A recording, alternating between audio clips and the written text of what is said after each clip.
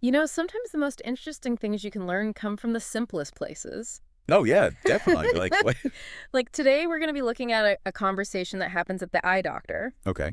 And this comes from an English language learning resource. Hmm.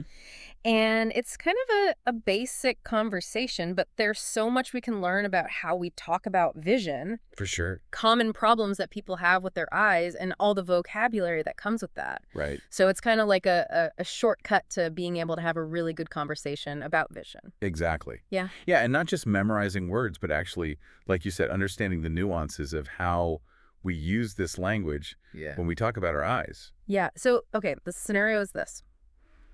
Arthur walks into the eye doctor. Okay. He's been having headaches, Mm-hmm. and he's having trouble seeing things far away. Okay. And the first thing he says to the doctor is, I've always had 20/20 vision. Ah, interesting. So you get the sense that this is a new problem for him. Right, he's surprised by it. And I think a lot of people can relate to that. Yeah, for sure. That's kind of a scary thing. Yeah, especially when you think you've had perfect vision your whole life. Yeah, and the source actually defines 20/20 vision as perfect vision. Right, it's like the gold standard, right? Right, yeah. But it is interesting, though, because it's just one measure, Yeah. and there's actually more to it than just that. Yeah, like what? Well, so the 20 in 2020 actually refers to the distance in feet Okay. that a person with normal vision can clearly see an object. Okay.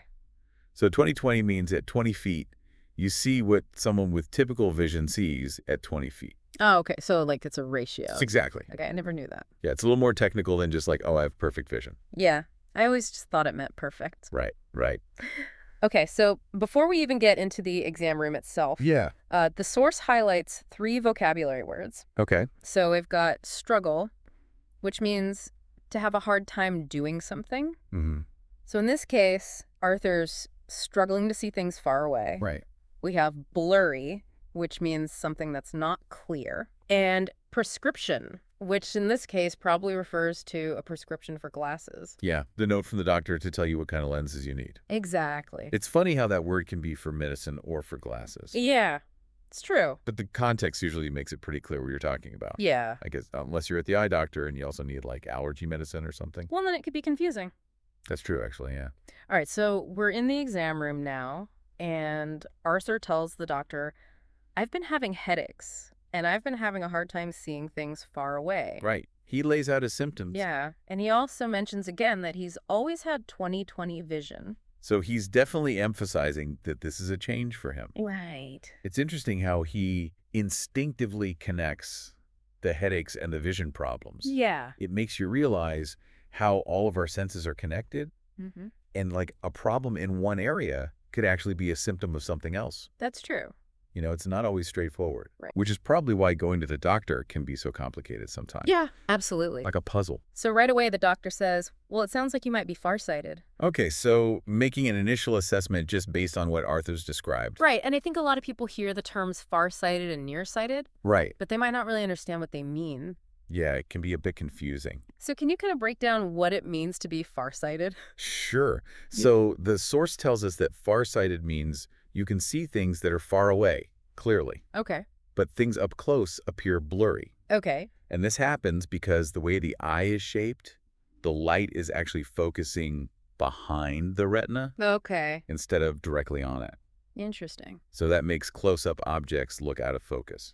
So his problem is his distance vision, but being farsighted affects your close-up vision. Right. It's kind of counterintuitive in a way. Yeah. Like you would think farsighted means you can see far, but it actually means you have trouble seeing things that are close to you. Oh, that is interesting. Yeah, and nearsighted is the opposite. Okay, so nearsighted people can see close-up. Exactly.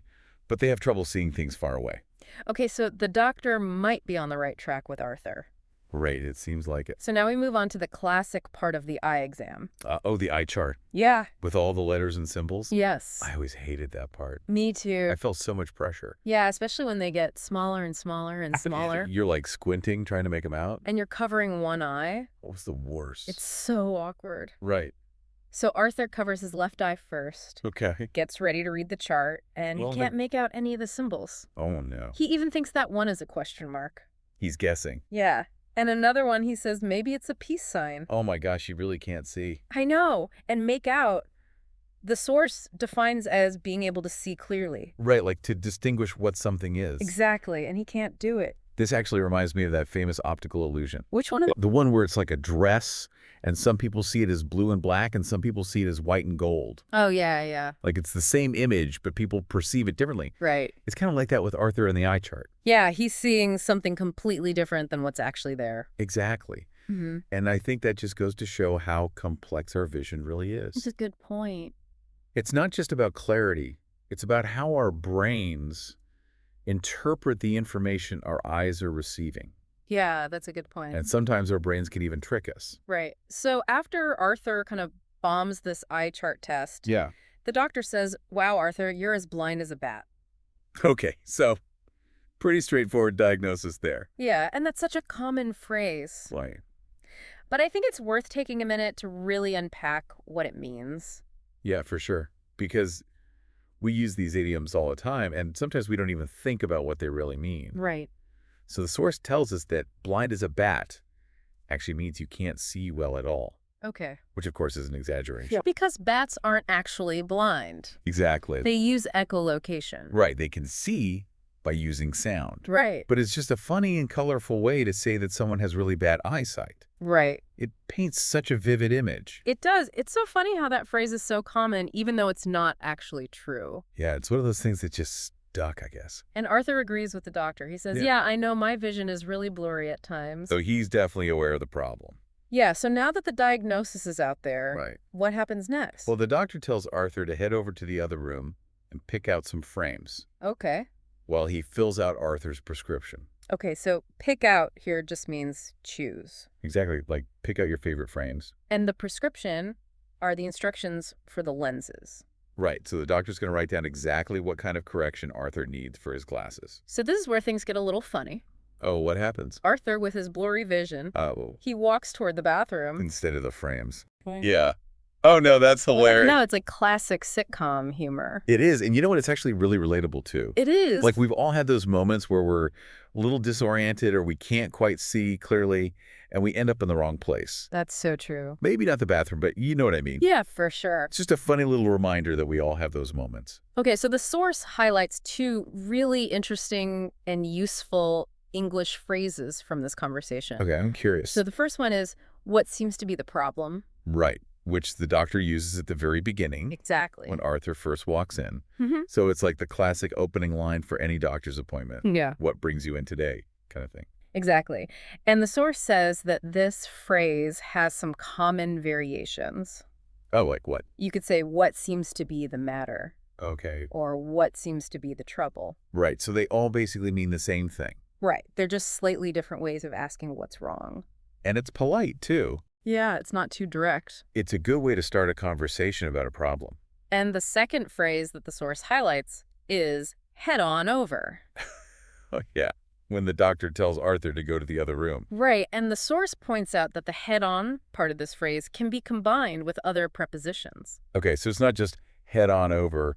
It could be something else. Yeah, like head on in, Okay. head on out, head on up. Interesting. And these all indicate direction. Right, so it's like a more casual way to say go somewhere. Exactly. It's not as formal as saying, please go to the other room. Yeah, it's more like a friendly suggestion. Right, like, come on in. Exactly. So before we wrap things up, the source has a challenge for the listener. A little brain teaser. Yeah, they ask, what is the technical term for when you can't distinguish colors, like red, blue, and green?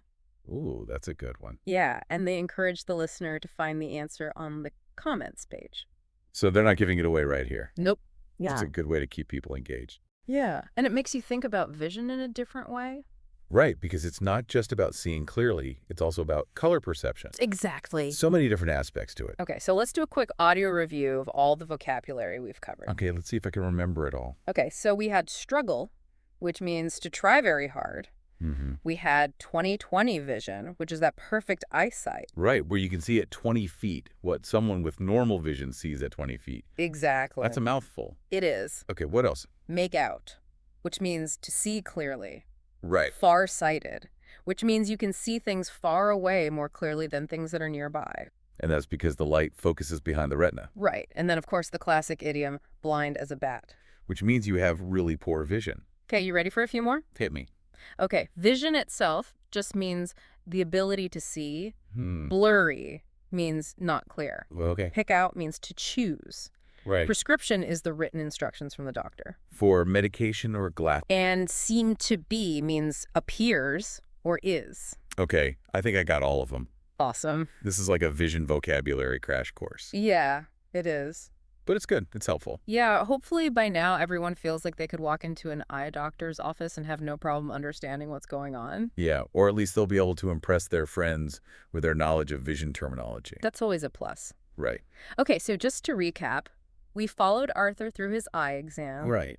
He went from thinking he had perfect vision to finding out he's actually farsighted. A big surprise for him. Yeah, and we learned about what it means to be farsighted and also the opposite, nearsighted. Right. And we even got a little comedy break with Arthur accidentally walking to the bathroom. Oh, yeah, that was a good one. Poor Arthur. And we learned some really useful phrases like, what seems to be the problem, and head on over. Right. Those are good ones to have in your back pocket. Exactly. So hopefully you're feeling a lot more confident talking about vision now. Well, I know I am. Okay, so let's leave the listener with a final thought. Okay, I like this part. So we saw how surprised Arthur was that his vision had changed. Right. He thought he had perfect vision. Yeah, and it just makes you think about how our senses and our bodies in general are constantly changing. Yeah, they are. And sometimes it happens so gradually that we don't even notice it's happening. That's true. And that's why regular checkups are so important. Exactly, and not just for our vision. Yeah, for everything. It's just a good reminder to pay attention to our bodies Mm-hmm. and be proactive about our health. It's easy to take our health for granted. Yeah, so I think that's a good takeaway For sure. to leave people with. Definitely. Well, that brings us to the end of our depth dive for today. It was a good one. Until next time, stay sharp. See? Bye. Bye.